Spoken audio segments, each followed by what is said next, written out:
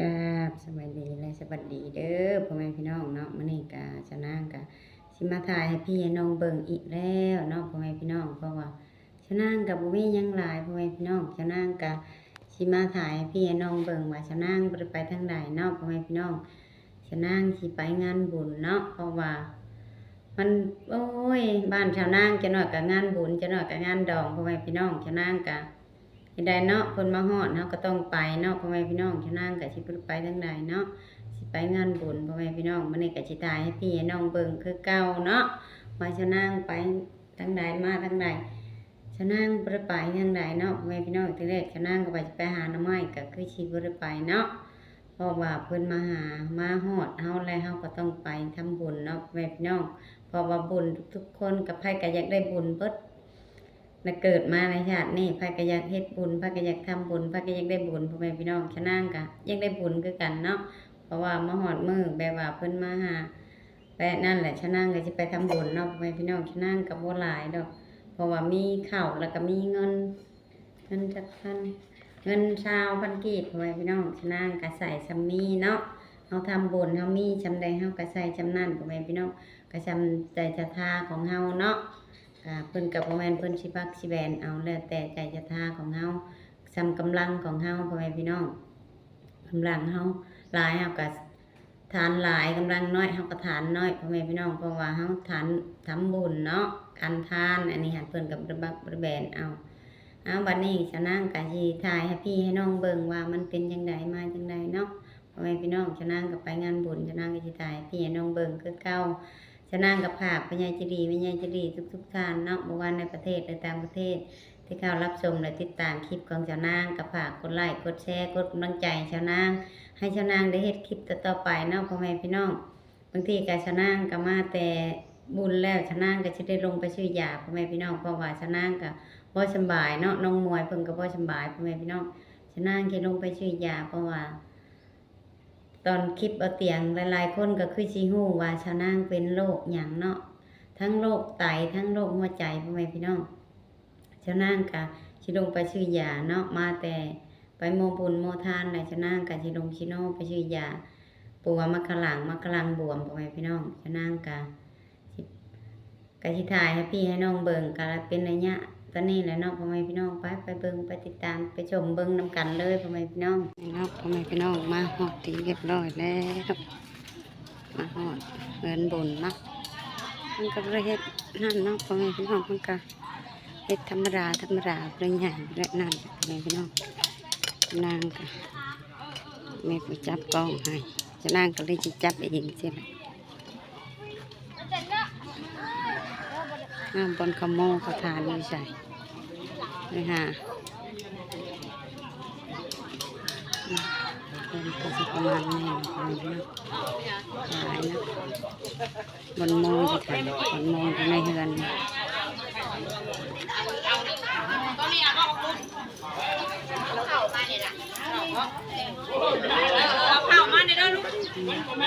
ขโมยอยู่ในเฮือนพ่อแม่พี่น้องก็ฝนตกนะอยู่ในเฮือนนี่เห็ดจริงเดียวเลยได้ดิไปเจ้าอ่ะเขามางามมากครับปานนั้นไล่ปานนั้นมันบ่มีแล้วเรื่องอะไรเรื่องขาวเฮ้ยอยู่กลางเฮ้ยโอ้มันงามกว่าหมูเลยเกิดผู้นี้แห้งคักอย่างมากใช้ประเทศญี่ปุ่นเอาเกิดแบบนั้นแหละมันจังบ่มีผู้เอาเกิดแต่คนแห้งคนหุ่นล่ะขโมยอยู่ในเฮือนเนาะพ่อแม่พี่น้องถ่ายเลยนักข่าวขโมยอยู่ทางพี่เนาะเป็นขโมยอยู่ทางพี่เนาะขโมยอยู่ในเฮือน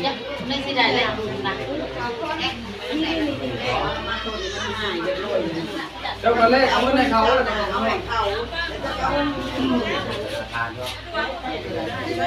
เงินสิ่งที่สิเป็นเห็ดต้นเห็ดกันเนาะเห็ดเนาะต้นนั่ง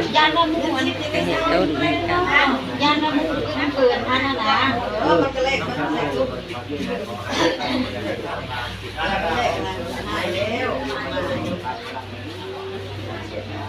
อ มาให้แล้วนะ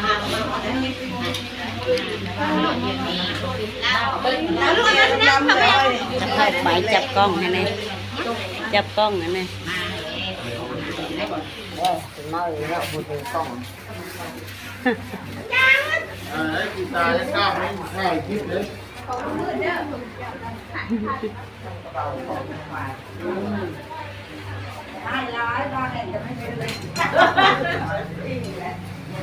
จดแล้วนะไม่ยากดอกจดโลดบ่มีผู้จับกล้องให้เนาะพ่อแม่พี่น้องสนางก็ได้มือกล้องบ่มาสนางจับเองกันเลยยากเนาะสนางขี้หยอขันเห็นแต่ขันเด้อพ่อแม่พี่น้อง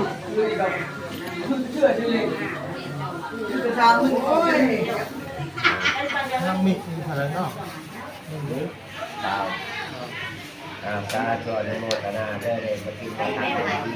ดีกินใบยกยกใบยกตรงน้ำใบได้ตรงไผ่ใบใหม่แล้วจะไปแล้วเราไปได้เงินพันได้เงินมาเป็นแสนแบนนื้อมาแก้วมันนี่โซ่ตนแล้วพาไม่เรียนเลยนะเจ้ามันแบบนี้นะเป็นอย่างนี้เดี๋ยวหน้าเจ้ามันเผาเราขับเปลือกทุกตัวไปทางเราเผาตาทุกตัวเราเผาเราไปเจ้ามันนี่ไงมันโนสุขังพลัง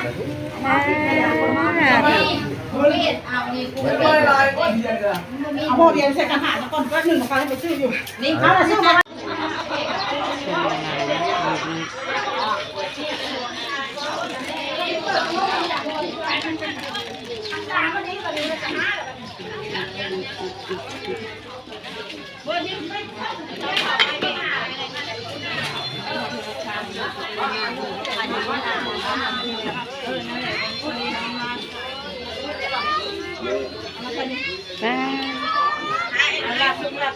ไงก็เป็นไรก็เจ้ผลเมื่อแล้วเจวอนเฮ็ดโลดเจวอนเมื่อแล้วเมื่อวานนี่บะเจ้าชูนพอดีจ้ะเมื่อวันยากับมีหยาเนาะกับมีหยาเขาบ่มีหยาคนก็กำลังเริ่มมานะเลยนะมากระสิประมาณนี้กระสิประมาณนี้เนาะในอยู่แนวกินกันมีลาบดิบลาบซุปมีกระปุกโมมรสร้ายลาบดิบลาบซุปพ่อแม่พี่น้องแซ่บบ่ปะ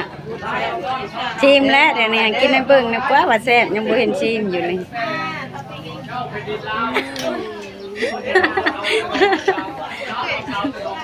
มีลาบดิบลาบซุปพ่อแม่พี่น้อง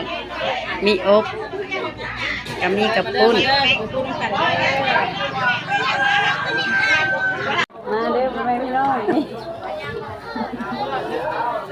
นี่มีฟักมีน้ำเย็นมีน้ำไม่เย็นมีกับปุ้นเนาะเป็นงานแบบเป็นกล้องแล้วลืมเลยดินี่ข้าวกระบ้านจะนั่งเพื่อนดิผู้กำลังมานี่อบลาบซุปมีกับปุ้นมีลาบดิบมีอบตรงนี้เนาะข้าวกับปั้นอะไรที่แหละมาเด้อกินข้าวให้พี่น้องเบิ่งนี่ถึงพูดได้นะอยากกินข้าวอยากกินข้าวกับปุ้นกับมะม่วงก็เลยอยากกินข้าวด้วยนี่อีปุ้นปุ้นนี่สั่งเอากับปุ้นอะไรพี่น้อง ลาบที่แซ่บเด้อ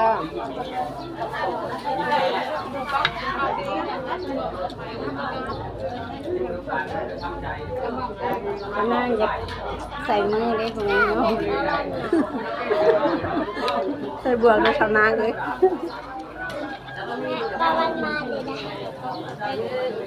าเด้อคนเลี้ยงน้ำจะนั่งกินหลับ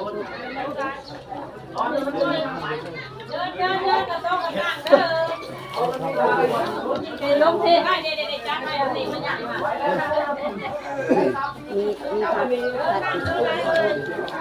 มีผักกระโดดผักธรรมชาติเนาะมาดูผักธรรมชาติอันจะมาได้มั้ง เต็มแล้ว หมดเต็มนะต้องมีอยู่เพราะนี่เขาหน่ะชมกันนะมันน่ะคือ คือแต่วันหมาวันปลาสีเลย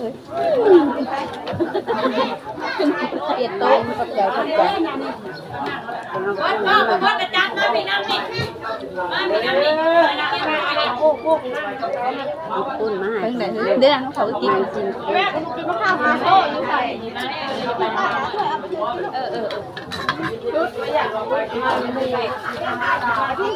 ลองเลือกทานเลือกทานสิบแปดแล้วกินนะ กินก็อยาก บ่อยากแล้วบ่กินได้กินก็อยาก กินก็อยากก็กินนี่แหละ เรากลับกัน มาเด้อกินกับปุ้นแล้วชนะเด้อเด็ก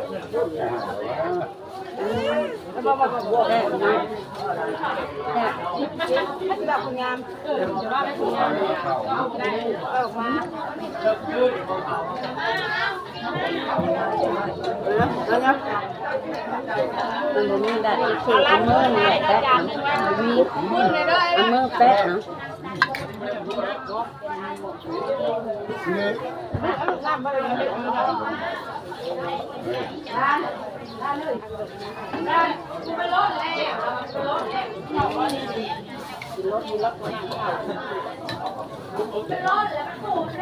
มีลูก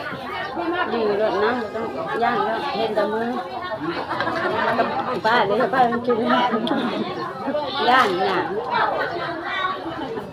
กินให้พี่น้องเบิ่งเนาะ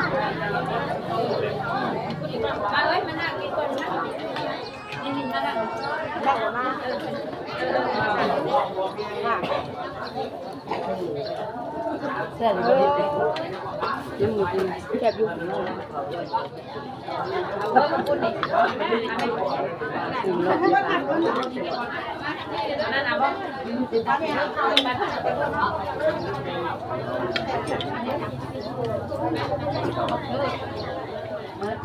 ทำไมเดี๋ยวเอาอบมาก่อน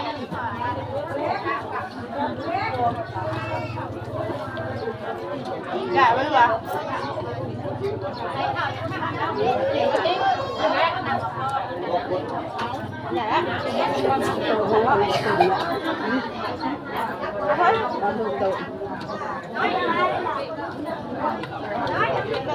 เด็กคือไม่อยากผ่าผ่าบาน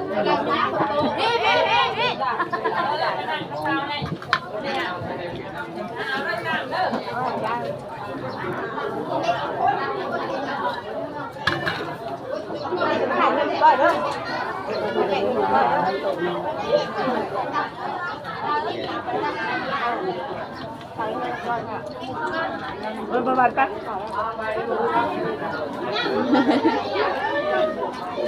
นั่นมามันก่อนเลย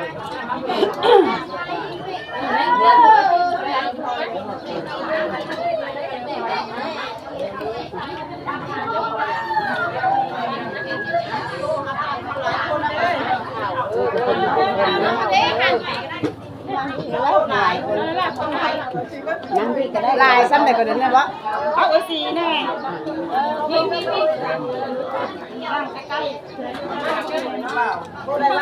พี่ก็ได้เด้อ เจ้าก็ต้นแล้วก็หาทางออกบ่ได้แล้ว ตั้งมันเพื่อนเนาะตั้งมันเฮ้ยนี่มันก็เริ่มของธรรมชาติ เพิ่นคนหลายที่เพิ่นจะไว้หลังพูด เอาไปจนประมาณ มาหลายคนเนาะเพิ่นก็เลยบ่ได้มานั่งนำกันเนาะ เรื่องมึงเอาไปเก่ง ผู้ปกครองคุณพี่ก็นะ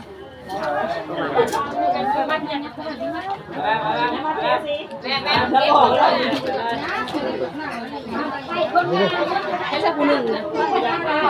ใกล้ถึง สบาย ตัวจะบ่มานั่งนำกันแม่เอาก่อนนั่งไปให้เด้ สบายดีเลยแม่น่ะ สบายดีจะดีได้ขอบคุณค่ะ กดใหม่มันเฮ็ด อย่าบังผักเอ้ย คิดเห็นใจแน่อิ่มแล้วมันเนาะกระปุ้นกระเปิดเลยเนาะ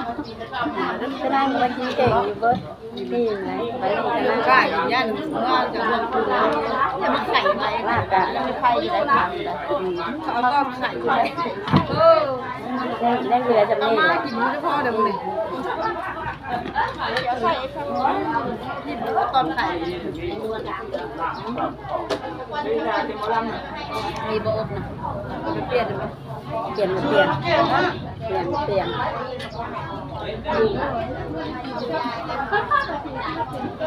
จริงจะมาหาไข่เด้อ ใครยุบกูว่ามึงมาหาใครยุบยุบมาอยู่เลย จะไปเปลี่ยนออกเลยก็เอาลาบชุกมาคนใหม่นะออกเคยกินมาได้ออก จะใช้ลาบชุบบ่ เอาลาบชุกมาเพิ่มนะจัดการนะ เอาอบเอาเนาะ เอาจานนี้ไปนี่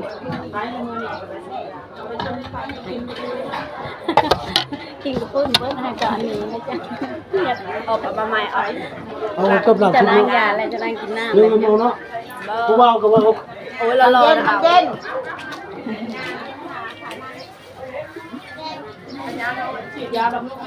กินไม่ขปุ่นจันนะลูก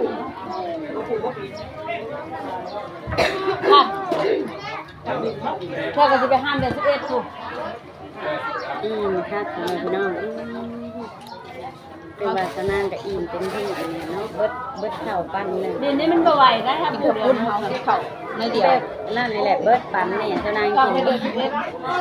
ย้อนชนางกินปั้นนี่แหละมันจะมึงปตุ้ยจะเกลือเนาะมันก็จะจ่อยนี่เนาะก็กินลายก็นี่ก็กินตุ้ยอยู่เลยเนาะเบิดปั้นแล้วบัดนี้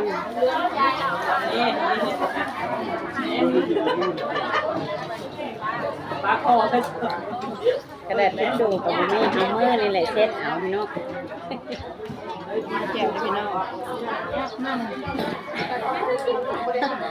เด่นนี่เอาอันนี้จิ้มเลยแขวนี่มาจิ้มเ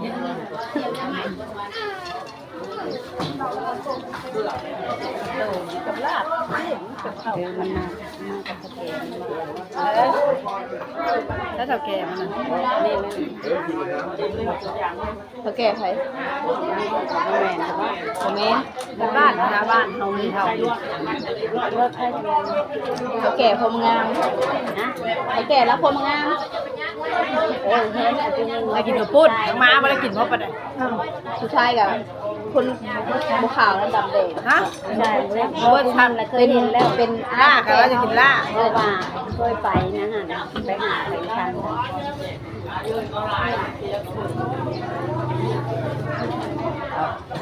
งานอีแรกทำไมพี่น้องจะนั่งกันเรียกกราฟแรกวันนี้เพราะว่ากินอิ่มเรียบร้อยแล้วเนาะชนะกัน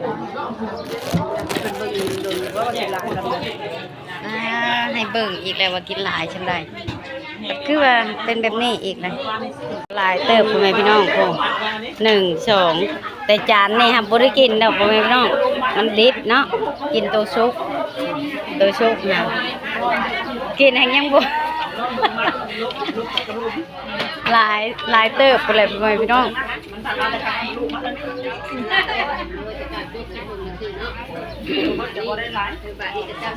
นี่ประวันเพิ่นมาเพิ่นไปนั่งโต๊ะทางข้างแซ่บเบ้ย แซ่บแซ่บ ฮะประวัน หุ่นกับแซ่บแซ่บ บ่ เห็นหน้าข้าวก็อ่อนมันมาถ่ายเฮาเนี่ย เนาะพ่อแม่พี่น้องก็สิประมาณนี่แหละเนาะ เก่าจะถ่ายอะไรคนที่ต้องมาเห็นเหมือนเดิม จะนางก็สิได้กลับแล้วบัดนี้ให้กินข้าวอิ่มเรียบร้อยแล้ว กินอิ่มแล้วก็คืออยากกลับแล้วนะ มาแรงผู้แหละจังมางานกองบอกกองบุญน้ำเพลินเนาะพ่อแม่พี่น้องจะนั่งกันเลยเพราะว่าแรงๆกับมาลินมามวนมาชื่นน้ำกันแหละพ่อแม่พี่น้องเฮ็ดอะไรเนาะ วงก็มีเนี่ย บ่มีมาฮอดตลาดที่เรียบร้อยแล้วพ่อแม่พี่น้องนางก็มาซื้อยาเนาะสิมาหั่นยา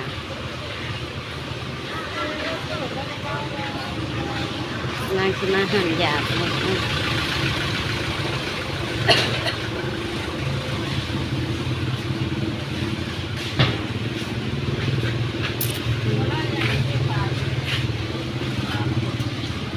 ซื้อยาแน่ยาอันนะ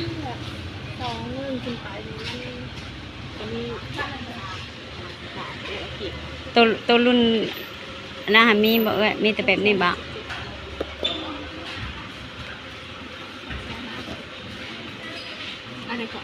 อันยานี่เอาตัวแบบรุ่นนะกองเท่าไหร่หนวดแมวนี่ แม่นแม่นเอาตัวนั้น 35เอาสองชนางมาหอดหานยาและชนางกำลังซื้อยาน้องแม่พี่น้องชนางก็ถ่ายพี่น้องเบิ่งเนาะชนางมาซื้อยาคนชนางเคยกินประจำเลยนี่มันจะเป็นห้านขายเกิด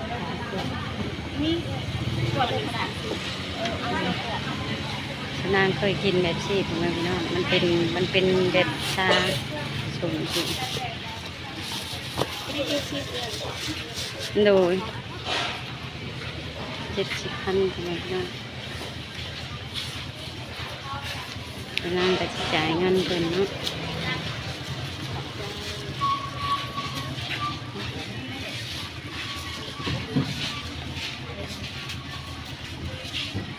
ชนางได้ที่เรียบร้อยแล้วแม่พี่น้องอย่างนั้นอีกเพราะว่าแค่นี้มันเป็นนั่นเนาะนางกะเพราะว่าชาวนางจะค่อยชื่อแต่นั่นนี่มันเป็นห่านส่งพ่อแม่พี่น้องไฟกระดีน้ำลายหลายอย่าดีกระเพาะเนาะชาวนางกับเลยชื่อเพราะว่าชาวนางก็เป็นกระเพาะอยู่พ่อแม่พี่น้องชื่อหลายเนาะนี่มันเป็นห่านขายเกิบชาวนางก็เคยมาเอาอยู่นี่เป็นประจำพ่อแม่พี่น้องนางก็เลยแลนลงมาเอาอีกเนาะชะนางเอา2 กล่องมาวันนี้แต่ละเถื่อชะนางกี่ชื่อแต่ละกล่อง2 กล่อง3 กล่องบางทีก็อิงตามพ่อแม่พี่น้องแต่วันนี้ชะนางเอา2เนาะบางทีชะนางจะเอากล่อง1แล้วก็เทินลงมาเพราะว่ากล่อง1มันมีอยู่30 ซองพ่อแม่พี่น้องยังหลายพ่อแม่พี่น้องชะนางก็ซื้อยาแล้วก็ซื้อเครื่องแกงซิมเมอร์แกงจะน้ำไม้เนาะตัวเมื่ออื่นบางทีชาวนางจะไปหาไม้พ่อแม่พี่น้องบนจอดรถเนาะบนจอดรถพ่อแม่พี่น้องมาเขาบนจอดรถไปบนจอดรถเนาะก็หลายเนาะพ่อแม่พี่น้องรถก็หลายเนาะวันนี้ชาวนางก็จะได้กลับแล้วเนาะรถหลายพ่อแม่พี่น้องหลายแห้งขนาดวันนี้แหละชะนางก็จะได้กลับแล้วเพราะว่าชะนางซื้อยาเนาะชะนางซื้อยาแล้วชะนางก็ซื้อเครื่องแกงเลยเนาะซื้อเครื่องแกงแล้วก็ซื้อน้ำจีนเนาะเมื่อตำกินเพราะว่าน้องมวยเพิ่นอยากเลยพี่น้องเพราะว่าเพิ่นบ่สบายแล้วเพิ่นอยากชะนางก็เลยซื้อน้ำจีนเมื่อให้ลูกตำเพราะว่าชะนางก็ลงมาซื้อยาเพราะว่าชะนางกินยาแล้วชะนางก็กินบ่ได้เนาะพ่อแม่พี่น้องรถบุญบันบนจอดรถพ่อแม่พี่น้องอยู่ตลาดเชโนเนาะอันนี้แล้วชะนางกับสิโคจบคลิปแล้วคลิปนี้ชะนางกับจบไว้จำนี้เนาะทายให้พี่ให้น้องเบิงว่าชะนางไปงานบุญแล้วชะนางกับลงไปซื้อยามากินเองพ่อแม่พี่น้องชะนางจะได้จบคลิปแล้วกันชะนางกัน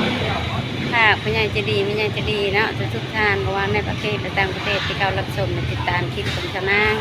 ก็ฝากกดไลค์กดแชร์กดกำลังใจชะนางเด้อพ่อแม่พี่น้องวันนี้กับชะนางกับเวลาไปแล้วถ้าติดตามอีกคลิปหน้าเนาะพ่อแม่พี่น้องคลิปนี้ชะนางก็จะขอจบชำนี้เด้อพ่อแม่พี่น้องสบายดี